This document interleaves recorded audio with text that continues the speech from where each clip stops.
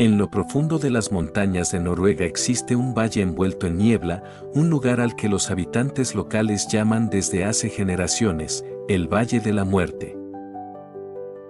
Y fue allí, en 1970, donde apareció el cuerpo de una mujer sin nombre, sin pasado, y con un secreto que medio siglo después sigue sin resolverse. En las montañas frías y húmedas de Bergen, donde la niebla desciende cada mañana como un manto que borra los contornos del paisaje, existe un valle que los habitantes han temido durante generaciones, Isdalen, llamado por muchos el Valle de la Muerte, no solo por antiguas tragedias de montañistas y excursionistas, sino por la extraña sensación que envuelve el lugar, un silencio casi antinatural que hace que incluso los animales parezcan evitarlo. Y fue precisamente allí, el 29 de noviembre de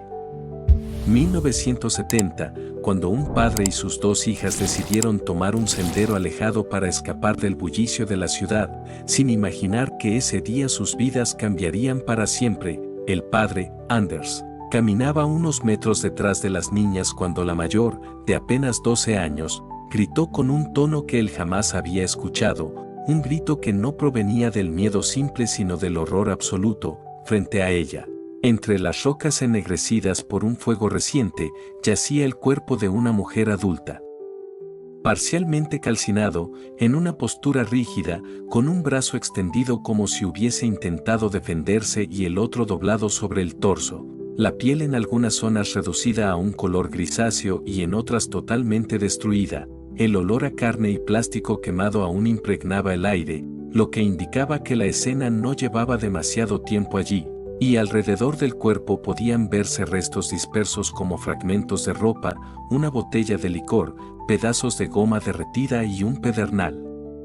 chamuscado. Cuando la policía llegó, el inspector jefe Hansen ordenó acordonar la zona de inmediato, pues lo que inicialmente fue considerado un accidente comenzó a revelar detalles inquietantes. La mujer no llevaba ninguna identificación, ninguna llave, ningún bolso, ninguna joya, absolutamente nada que ayudara a saber quién era. Al revisar su ropa, descubrieron que todas las etiquetas habían sido cortadas con una precisión que solo se logra con una herramienta afilada. Pero lo más estremecedor fue el hallazgo de que la mujer no había muerto por el fuego. Las pruebas posteriores revelarían que estaba viva cuando las llamas la alcanzaron, que había inhalado humo caliente y que tenía marcas de golpes en cuello y brazos, indicios claros de que había sido sujetada por alguien, golpeada o resistido un ataque. Incluso la tierra alrededor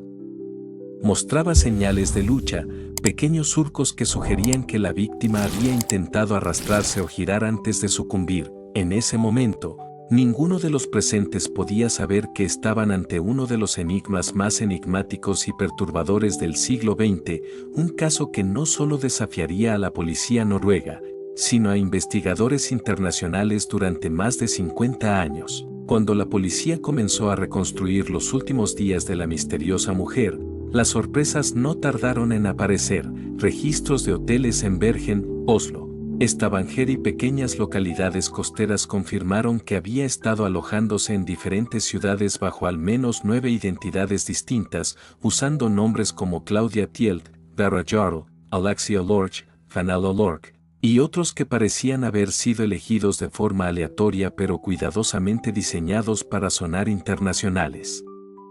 Los recepcionistas recordaban a una mujer de aproximadamente 40 años, de porte elegante, siempre bien vestida y con un aire sofisticado, pero también extremadamente reservada. Alguien que podía mantener una conversación cortés pero que evitaba revelar información personal, hablaba varios idiomas con fluidez, pero ninguno con un acento claramente identificable, lo cual desconcertaba a quienes la atendían, pues podían escuchar frases en alemán, francés o inglés pronunciadas con una cadencia que no pertenecía completamente a ningún país específico, como si hubiese pasado años moviéndose entre fronteras. Su comportamiento en los hoteles era minucioso, pedía habitaciones discretas, no permitía servicio de limpieza durante su estancia, pagaba siempre en efectivo y salía y entraba en horas inusuales, frecuentemente muy temprano en la mañana o muy tarde por la noche. Pero lo más inquietante fueron los testimonios que sugerían que la mujer parecía estar siendo vigilada o vigilando a alguien, pues varios recepcionistas mencionaron que constantemente miraba hacia las ventanas, que a veces pedía cambiar de habitación sin razón aparente, y que en una ocasión salió del hotel repentinamente al ver a un hombre entrar en el lobby, lo cual podría indicar que estaba siendo seguida. Incluso hubo un camarero que afirmó haberla visto discutir en voz baja con un hombre extranjero en una cafetería cercana al muelle, aunque no pudo recordar palabras específicas. Otros huéspedes también notaron su comportamiento extraño. Algunos la vieron caminando con prisa por los pasillos, como si temiera llegar tarde a una cita, y una mujer afirmó escucharla hablar sola en su habitación, como si estuviera repitiendo frases memorizadas, quizás preparando una coartada o una identidad falsa. Todos estos detalles comenzaron a formar un retrato perturbador. La mujer de Isdal no era una viajera perdida, ni una turista excéntrica, sino alguien que vivía en un estado constante de alerta, alguien que había aprendido a borrar cada huella de su vida y que parecía estar atrapada en una red de movimientos secretos que nadie podía descifrar. El hallazgo más decisivo ocurrió días después, cuando en la estación de tren de Bergen aparecieron dos maletas que pertenecían claramente a la mujer, maletas que se convirtieron en el centro de la investigación debido a su extraordinario contenido. Al abrirlas, los agentes encontraron varias pelucas de diferentes estilos, cortas, largas, rubias, castañas, gafas sin graduación, guantes elegantes, ropa sin una sola etiqueta restante, pequeñas botellas de colonia, monedas de distintos países, una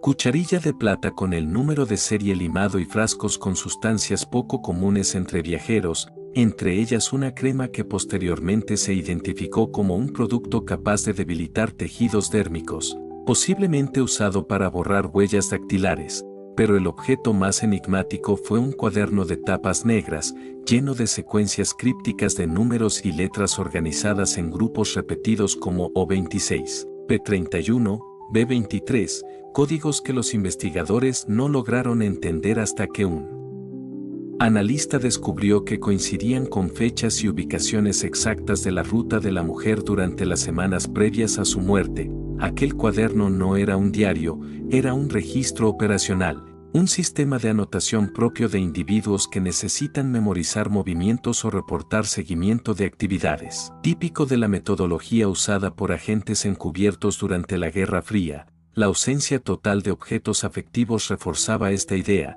No había fotografías familiares, cartas personales, notas escritas a mano, ni ningún objeto con valor sentimental, lo cual era extremadamente inusual para alguien que viajaba tanto, y sugería que la mujer vivía completamente desvinculada de su pasado, como si hubiese sido entrenada para no depender emocionalmente de nada ni de nadie. Algunos agentes incluso encontraron evidencia de que la mujer podría haber quemado documentos poco antes de su muerte, pues una empleada del Hotel Neptune recordó haber sentido un olor extraño y ver cenizas en el lavabo de la habitación donde la mujer se alojó. La combinación de identidades falsas, códigos secretos, rutas precisas, objetos manipulados para evitar rastreo y la absoluta ausencia de vínculo personal llevó a los investigadores a considerar seriamente una posibilidad aterradora: que la mujer fuera una agente de inteligencia involucrada en actividades clandestinas en territorio noruego, quizás observando pruebas militares, siguiendo a alguien o intercambiando información con contactos desconocidos. Una posibilidad que pronto comenzaría a adquirir aún más peso cuando el Estado intervino inesperadamente en el caso. A medida que la investigación avanzaba, los agentes comenzaron a notar una creciente resistencia por parte de organismos gubernamentales que inicialmente parecían dispuestos a colaborar, pero que después de las primeras solicitudes de información comenzaron a cerrar puertas. Cuando la policía preguntó a los servicios de inteligencia sobre posibles operaciones encubiertas o individuos sospechosos en la región, varios documentos fueron inmediatamente clasificados. Algunas comunicaciones internas desaparecieron del expediente y se instruyó a los investigadores a no profundizar en ciertas líneas de investigación. Incluso testigos que habían dado declaraciones claras sobre encuentros sospechosos como un guardia que afirmó verla observando una estación de radar militar o un pescador que dijo haberla visto reunirse con dos hombres extranjeros, fueron súbitamente desacreditados o retiraron sus testimonios, alegando malentendidos que parecían poco convincentes. Simultáneamente, la narrativa oficial comenzó a dirigirse hacia la idea de que la mujer posiblemente había cometido suicidio, una teoría que ignoraba casi todos los elementos del caso: las identidades falsas, las huellas borradas, las etiquetas cortadas, los movimientos cronometrados, el cuaderno codificado, las pelucas, el comportamiento evasivo y, sobre todo, las marcas de violencia en su cuerpo. Este cambio de postura levantó sospechas inmediatas entre los periodistas, que comenzaron a publicar artículos insinuando un posible encubrimiento estatal, lo cual incomodó aún más a las autoridades. Recordemos que en 1970 Noruega, aunque neutral en apariencia, era un punto estratégico para la OTAN, especialmente por las pruebas de misiles en zonas costeras y la vigilancia de movimientos navales soviéticos, por lo que la presencia de espías extranjeros era una realidad conocida, aunque no públicamente reconocida. Así, la posibilidad de que la mujer de Isdal hubiese sido una agente extranjera, o peor aún, una agente local cuya identidad debía permanecer en secreto, comenzó a tomar forma en la opinión pública. Sin embargo, el hermetismo de los organismos oficiales dejó claro que, sea cual fuera la verdad, esta involucraba a fuerzas mucho más grandes que un simple caso policial, fuerzas que parecían tener suficiente poder para reescribir la narrativa de una muerte misteriosa y sellar la historia bajo capas de secreto.